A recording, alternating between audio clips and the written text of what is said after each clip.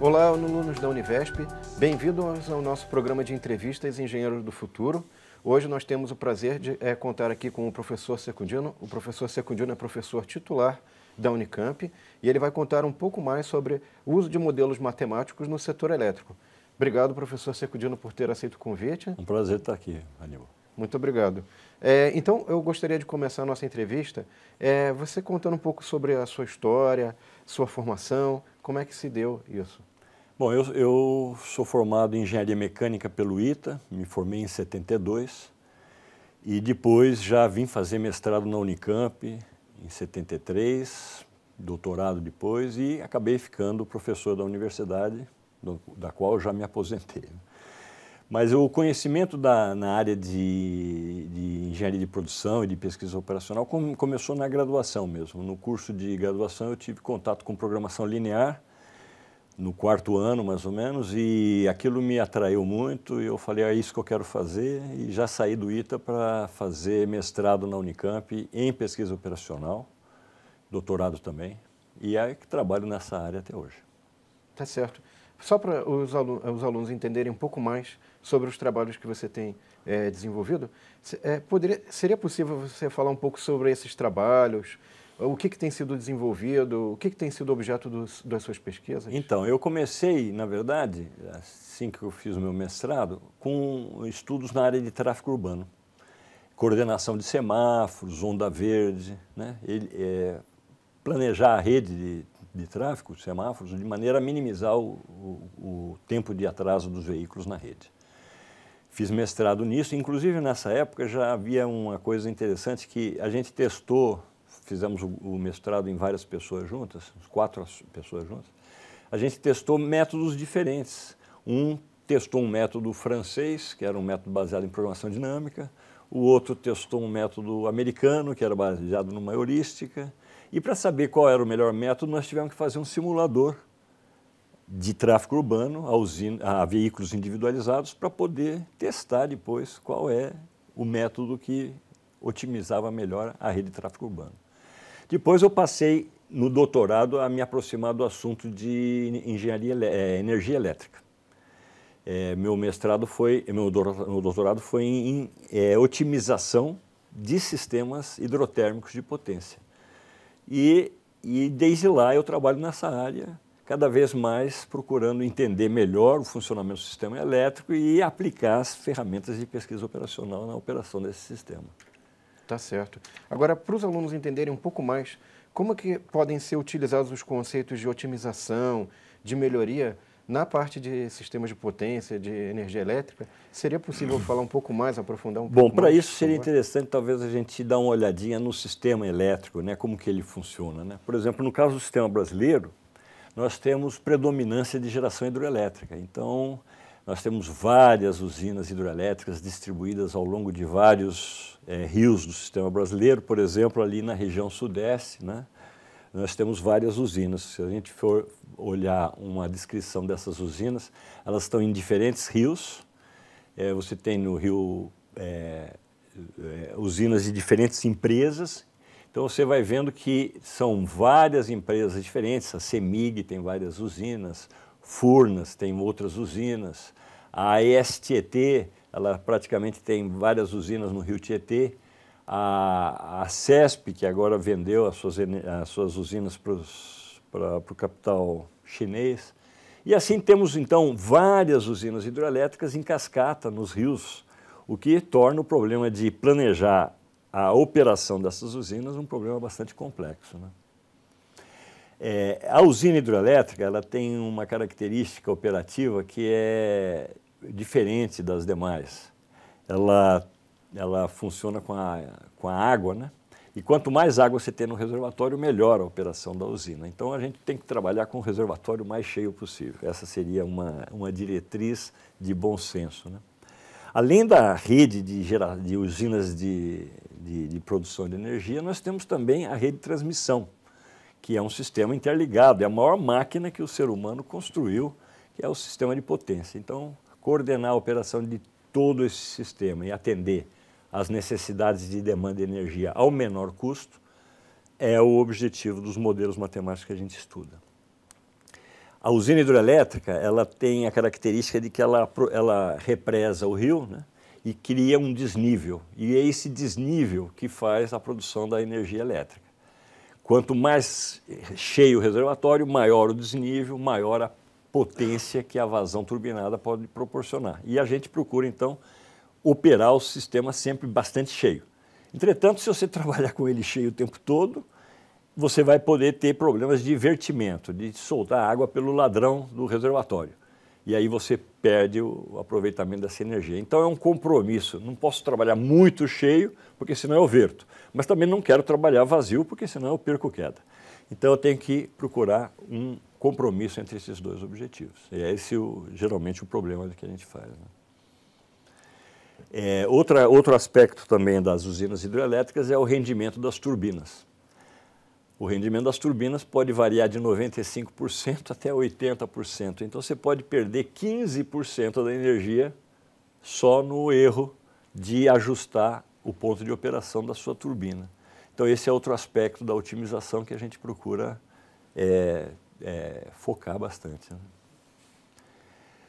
Outro aspecto do problema é o custo da geração térmica. A geração térmica, a geração hidráulica não custa, porque a água é dada pela natureza, né? Mas a geração térmica a gente tem que extrair o combustível, processar, e então o custo da operação do sistema hidrotérmico está todo na geração térmica. Então a gente tem que procurar usar o mínimo possível essa geração, aproveitar o máximo das hidrelétricas, que seria mais ou menos esse o compromisso da solução ótima do despacho do sistema, né? Bom, a modelagem matemática desse problema é modelos de otimização, né? E como o problema, o principal recurso das usinas hidrelétricas é a água, então é um problema de otimização estocástico, porque você não sabe exatamente quanto que vai vir de água. Essa é a grande complexidade do problema. Eu tenho que planejar a operação por anos à frente sem saber exatamente quanto que eu vou dispor de água no futuro. E o que a gente andou pesquisando na Unicamp é que esse aspecto da estocasticidade é importante, mas ele não é tão importante quanto o aspecto da não linearidade. Portanto, quando a gente estuda os problemas, não é só pegar o problema e aplicar um método. Você tem que entender da natureza do problema para saber se o método que você vai usar é adequado ou não. E isso, infelizmente, você só adquire com experiência, focando e trabalhando sempre naquele assunto por vários anos, porque aí você começa a realmente, além de entender de pesquisa operacional, você começa a entender da aplicação que você está se dedicando. E o que a gente descobriu na Unicamp, né, nesses estudos todos, foi que o aspecto da não linearidade desses modelos é mais relevante que o aspecto estocástico, por incrível que pareça. Mas não é fácil convencer a inteligência brasileira nesse assunto, porque o setor elétrico ainda usa modelos estocásticos lineares para fazer o planejamento da operação. E, na verdade, a gente advoga que, na verdade, são melhores os modelos não lineares e determinísticos, que proporcionam um resultado melhor, né? Nesse sentido, como é que isso pode ser ilustrado, professor Secundino? Que essa não linearidade tem impacto na operação e quanto que é esse impacto? Nós trouxemos aqui um estudo de caso para os seus alunos, para você ter uma ideia. Olha, nós pegamos o modelo que nós desenvolvemos na Unicamp, que é não linear e determinístico, chama-se ODIN, e comparamos com o modelo que o setor elétrico usa hoje em dia, que é desenvolvido no CEPEL, Centro de Pesquisas em Eletricidade lá do Rio de Janeiro, na Ilha do Fundão, que é o modelo Switch-Wave. Nós fizemos uma aplicação real no plano de operação de maio de 2012. Todo mês o setor elétrico faz um plano de operação olhando 5 anos à frente. No maio de 2012 nós pegamos o estudo, era um estudo com 56 meses de horizonte, 149 usinas hidráulicas, 133 térmicas, e nós fizemos a otimização da operação desse sistema sobre 76 cenários hidrológicos diferentes. E o resultado mostrou que a gente conseguiu uma redução de custo de operação de quase 4% com o modelo não linear. E, ao mesmo tempo, concomitantemente, com uma redução de 33% no valor esperado da energia não suprida, que é um critério de garantia de suprimento, né? A gente não pode só procurar o menor custo, tem que ser o menor custo sujeito a um grau de confiabilidade de segurança operativa definido pelo operador nacional. Então, como que nosso modelo conseguiu esse ganho? Foi por causa da não linearidade. Você pode reparar que as trajetórias de armazenamento do sistema com o nosso modelo foram sempre mais elevadas do que com o modelo que está em vigor, o que significa que o modelo não linear conseguiu captar o aspecto importante, que é operar o sistema com os reservatórios cheios, o mais cheio possível. E esse ganho de armazenamento, no nosso modelo, se concentram nas usinas mais ajusantes, no final da cascata. Ao passo que o operador nacional do sistema tem o paradigma de guardar água mais na cabeceira dos rios. Portanto, esses modelos de otimização fazem toda a diferença, porque eles indicam aonde que é melhor você operar. Se é melhor guardar embaixo na cascata ou se é melhor guardar nos reservatórios de cima. O operador nacional ainda guarda em cima, enquanto os nossos modelos indicam que o melhor é guardar embaixo. Basicamente, são essas as contribuições que o nosso trabalho de pesquisa operacional no sistema elétrico brasileiro indicaram. Primeiro, que a não linearidade do problema é mais relevante que a estocasticidade dele. E segundo, que na cascata de usinas de reservatórios em cascata, o melhor é guardar a água embaixo na cascata e não em cima, como o nosso operador nacional está fazendo até hoje. Interessante. E agora, em relação aos problemas que podem vir, a expansão da rede, o que é vislumbrado para o futuro, para o setor elétrico? O setor elétrico deve entrar agora numa grande mudança. O mundo inteiro já opera o sistema elétrico, principalmente as economias mais envolvidas do mundo, já operam o sistema elétrico na forma de mercado. Cada agente de geração oferta a sua energia todo dia, ao preço que quiser, cada fonte consumidora compra e oferece seus preços de compra, e o mercado todo dia é feito, e o despacho é feito por esse processo de leilão entre oferta e demanda. No Brasil ainda não é assim. No Brasil ainda é um despacho centralizado pelo operador nacional do sistema. Mas existe no Congresso, existe no setor elétrico, a ideia de rapidamente, talvez em 1 ou 2 anos, trazer o Brasil também para o novo paradigma de operação dos sistemas elétricos, que é através de lances de mercado. E com isso, as oportunidades de trabalho para engenheiros de produção que se especializem em previsões de séries temporais, como a gente já ouviu falar, que são importantes na previsão da carga, a previsão da vazão.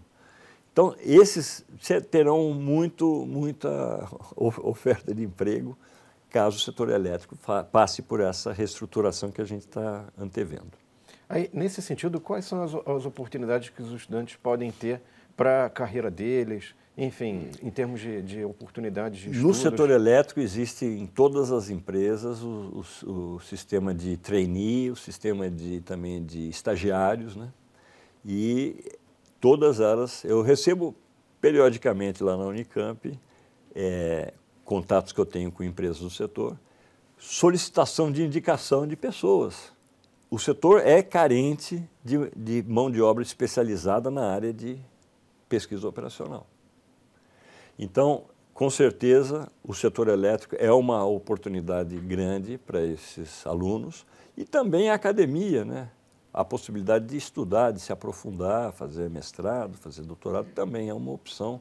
É importante observar o seguinte, que engenharia de produção hoje é a carreira nos Estados Unidos mais valorizada em termos das carreiras de engenharia. Passou engenharia elétrica, passou engenharia mecânica, engenharia civil, todas. É engenharia de produção. E acima da engenharia de produção, hoje nos Estados Unidos, o profissional mais valorizado é o matemático. Ou seja, o matemático ou o matemático aplicado, que é o engenheiro de PO. Então, é a profissão do futuro e pode estar certo que vocês estão na profissão numa das profissões do futuro, que é a engenharia de produção. Eu agradeço aí para quem está nos assistindo, professor Secundino, por favor, uma palavra sobre o que é necessário para que a pessoa tenha uma carreira bem-sucedida. No caso específico da pesquisa operacional, onde a gente estuda várias ferramentas muito interessantes, otimização, simulação, séries temporais, inteligência computacional, o que é importante é que você não fique, a não ser que você queira ser um especialista na ferramenta e vá fazer mestrado, doutorado e procurar desenvolver aquela ferramenta. Fora isso, se você for aplicar essa ferramenta, a minha recomendação é que você procure ter foco e que você escolha uma aplicação e permaneça nessa aplicação o suficiente para você adquirir o conhecimento específico da área. Porque normalmente existe uma conversa entre a pessoa que precisa da pesquisa operacional, o empresário, o industrial e o profissional de pesquisa operacional. Então, a conversa entre os dois é uma conversa... Eu entendo do problema, eu entendo da solução, mas o meio-campo entre os dois fica difícil. A área de sistemas especialistas tentou resolver esse problema, mas não foi bem sucedida. Eu acho que a solução disso é que o engenheiro de pesquisa operacional se torne também um especialista do assunto que ele está trabalhando. Nessa hora, quando você junta as duas coisas no mesmo indivíduo, aí você consegue fazer um trabalho de qualidade. Por isso, eu recomendo o foco. Se você for trabalhar em pesquisa operacional, procure dedicar-se a uma aplicação específica da pesquisa operacional e aí você, em algum tempo, será uma referência naquela área. Tá certo.